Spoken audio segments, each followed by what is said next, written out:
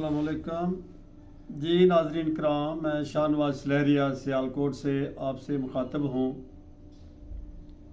मेरा आज का मौजू है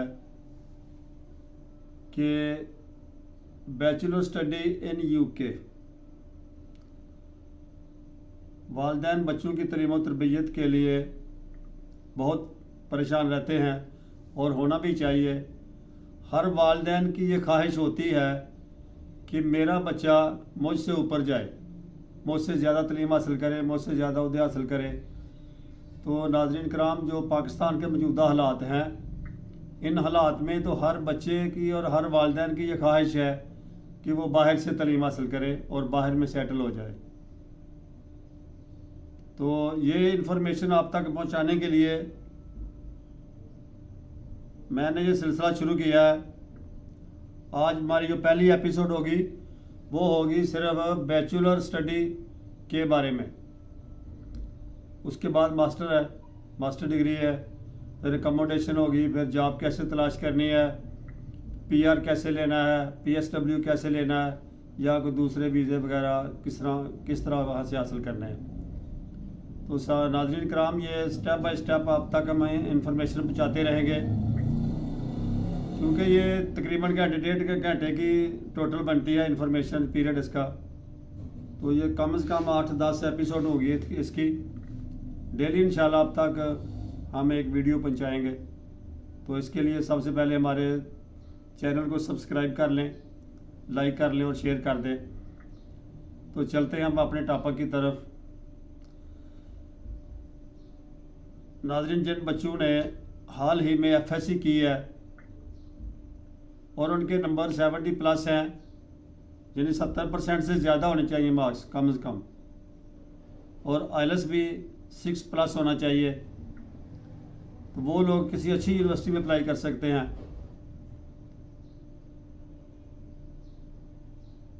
रशिया में अगर आपने तालीम हासिल करानी है, चाइना में करानी है, तो 20-25 लाख तो वो भी खर्चा आ जाता है सालाना।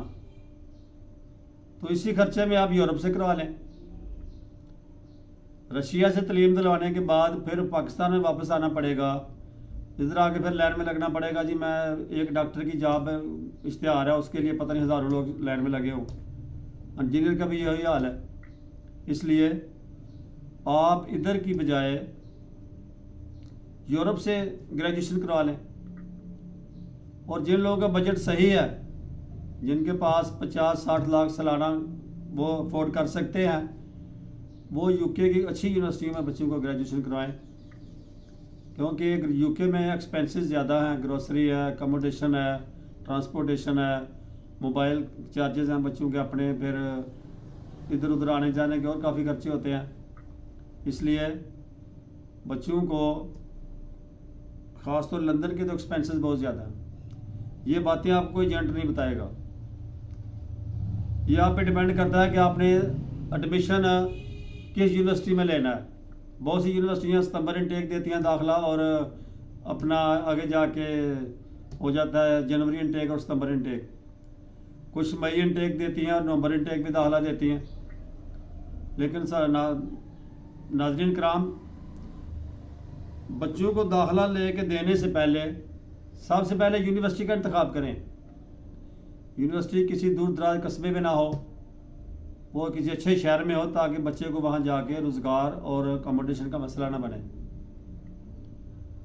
तो जो लोग ये सोचते हैं ना कि वो फलां का बच्चा चला गया और उसने वहाँ से कर लिया अपना, 1-2 साल में बहुत सेट हो गया, वो अपनी अपनी लक होती है। लेकिन जिन बच्चों ने बाहर जाना है, बीएस ग्रेजुएशन वाले बच्चे का मसला ये होता है ना कि बच्चा थोड़ा भी मैच्योर नहीं होता, और प्रदेश में बड़े बड़े मुश्किल हालात फेस करना पड़ते हैं। वहाँ ज़ाहिर है माँ या बाप तो है कोई नहीं, वहाँ तो सारे बर्तन भी खुद ही साफ़ करने हैं, कपड़े भी खुद इस्त्री करने हैं, वाश करने हैं, और घर की सफाई भी खुद ही करनी पड़ती है, और फिर यूनिवर्सिटी भी जाना है। ग्रेजुएशन में मसला असल ये है कि यहाँ 4 दिन यूनिवर्सिटी जाना पड़ता है, और बच्चे को सिर्फ 2 दिन मिलते हैं काम के लिए। तीसरी इतवार में ला लेगा बड़ा करेगा तो अब 2 या 3 दिन में वो काम, उस पहली बात उसको काम पे कोई नहीं लगाएगा। यूके के ये हालात हो गए हैं, अभी यूरोप में ये मसले नहीं, अभी यूके के ये हालात हो गए हैं कि स्टूडेंट इतना चला गया है 2-3 साल से कि वहाँ जॉब मिलना बहुत मुश्किल है। फिर हमारे बच्चे मम्मी डैडी होते हैं वो जॉब करते भी नहीं है कि ये जी मेरे स्टेटस का मेरे स्टैंडर्ड का अपना काम ही नहीं है, मैं नहीं करूँगा। उधर तो काम यही करने हैं ना, किसी टेक अवे पे काम कर लिया, किसी ग्रॉसरी शॉप पे कर लिया, किसी मार्केट में कर लिया, किसी होटल में काम कर लिया, यही काम होते हैं ना। लेकिन ये हमारे बच्चे काम करने से शर्माते हैं, तो इसलिए बच्चों को बाहर भेजने से पहले ज़ाहिर है कि हम लोग इधर से बार बार पैसे नहीं भेज सकते वालिदैन। वो 10% लोग हैं जो इधर से खर्चा भेज सकते हैं, बाकी 90% लोग नहीं भेज सकते। इसलिए ग्रेजुएशन के लिए यूके का इंतखाब सिर्फ वो लोग कर लें जिनके पास 50-60 लाख भेजने के लिए पैसे हैं, और जिनके पास पैसे नहीं है ना, वो यूरोप के दूसरे मुल्क हैं, जैसे बताया आपको, हंगरी है, फिनलैंड है, बेल्जियम है, पोलैंड है, फ्रांस, स्पेन वगैरह, इधर भेज लें। उधर यूरोप के सारे मुल्क तकरीबन 5 साल में पीआर दे देते हैं। उधर स्टडी कंप्लीट करने के साथ साथ इंसान बंदे को पीआर पक्की मिल जाती है, फिर फ्यूचर का मसला कोई नहीं रहता कि वापस आके पाकिस्तान में जॉब करनी पड़ेगी, ये करना पड़ेगा। उधर बंदा स्टडी कर ले और साथ ही उधर पक्की पीआर मिल जाएगी, आराम से उधर अपने बच्चा काम करे, जॉब करे, जो मर्ज़ी करे। तो इसलिए बच्चों को बाहर भेजने से पहले ये सोच लें कि ये मसाइल आपके साथ आएंगे, क्योंकि ये हमें इन्फॉर्मेशन हमें बच्चों ने दी है। जो हमारे बच्चे लंदन में पढ़ रहे हैं या पढ़ चुके हैं, वो जॉब कर रहे हैं, वो बता रहे हैं उधर के हालात जो कुछ भी हैं। ये बातें एजेंट नहीं कोई भी बताएगा आपको। इसलिए मेरा बताने का मकसद ये है कि वालिदैन पहले से तैयार हो जाएं कि ऐसे ऐसे हालात बच्चे को फेस करना पड़ सकते हैं, तो बच्चे को ज़हनी तौर पर तैयार करके भेजें ताकि बच्चा जाके हालात का सामना कर सके। अदरवाइज़ 70% बच्चे हमने वापस आते देखे हैं, या तो वापस आ जाते हैं उधर, वो नहीं अपने आप को अकोमोडेट नहीं सेट नहीं कर सकते, फीस नहीं निकाल सकते। फ़ीस इतनी ज़्यादा है ग्रेजुएशन की यूके में कि 15,000 सालाना फ़ीस बनती है। अब 3 साल की बन गई 45,000 पाउंड। बच्चा इतने पैसे कमा नहीं सकता। बच्चे के लिए अपनी रिहाइश का ख़र्चा निकालना मुश्किल हो जाता है।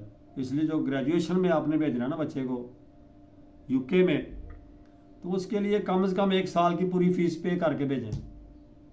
ये ना करें कि ठीक है जी हमने इतनी फ़ीस, आधी फ़ीस करा दी है साल की, बाकी बच्चा कमा के कर लेगा। बच्चे का कमाना तो क्या बेचारे ने, आपके वो पैसे भी ज़ाया जाएंगे। अगर आपके पास 1 साल की फ़ीस देने के लिए है तो फिर ठीक है, बच्चे को यूके में भेज दें ताकि वो 1 साल में वो उसको फ़ीस का तो मसला ना उनको बने बेचारे को, और साल तक इंशाल्लाह वो ज़ुबान भी सीख जाएगा और थोड़ा बहुत अपने आप को सेटल भी कर लेगा उस माहौल में। इसलिए ये बुनियादी चीज़ें हैं जिनका हर वालिदैन को इल्म होना ज़रूरी है, ताकि इतना बड़ा स्टेप लेने से पहले आप ज़हनी तौर पे तैयार हों कि हमारे साथ ये परेशानियाँ पैदा हो सकती हैं। तो बाकी इतना भी घबराने की ज़रूरत नहीं होती। अल्लाह का शुक्र है कि पाकिस्तान में जो हालात है ना, इधर से तो लोग सर्विस मुलाजमत छोड़ के जा रहे हैं। कई लोग मैंने देखे, वो पुलिस वाले, कोई कोरिया चला गया, कोई कहीं चला गया, कहीं चला गया, क्योंकि इधर आपके सामने ही जो कुछ है। अल्लाह का शुक्र है कि सारी उम्र सर्विस की, हमें पैसा नहीं जोड़ सके। अब बच्चे साथ शामिल हुए हैं तो हालात अल्लाह ने बेहतर किए हैं। तो इसलिए आप भी स्टेप लेना चाहिए, लाजमी स्टेप लें। लेकिन मेरा कहने का मकसद ये नहीं कि आप डिसर्ट हो जाए और ये काम छोड़, नहीं, डिसर्ट ना हो, बच्चों को अपना चांस लें, लेकिन ज़हनी तौर पे आपको ये पता होना चाहिए कि ऐसे ऐसे मामला आ सकते हैं। इसके बाद अगली एपिसोड में इंशाल्लाह मास्टर के बारे में इंफॉर्मेशन देंगे, फिर अकोमोडेशन के बारे में, बच्चों की एडमिशन के बारे में, फिर अपना उसने पीआर कैसे लेनी है, सिक्योरिटी कार्ड कैसे बनाना है, जॉब अपना उसने कैसे लाइसेंस लेना है सिक्योरिटी का। तो इस तरह ये ना इंशाल्लाह आपको मज़ीद कोई इन्फॉर्मेशन चाहिए तो आप कमेंट्स में मुझसे पूछ सकते हैं। इंशाल्लाह आपको सही जवाब दिया जाएगा, और इतनी भी कोई परेशानी वाली बात नहीं। इंशाल्लाह आप स्टेप लेना चाहिए। अस्सलाम।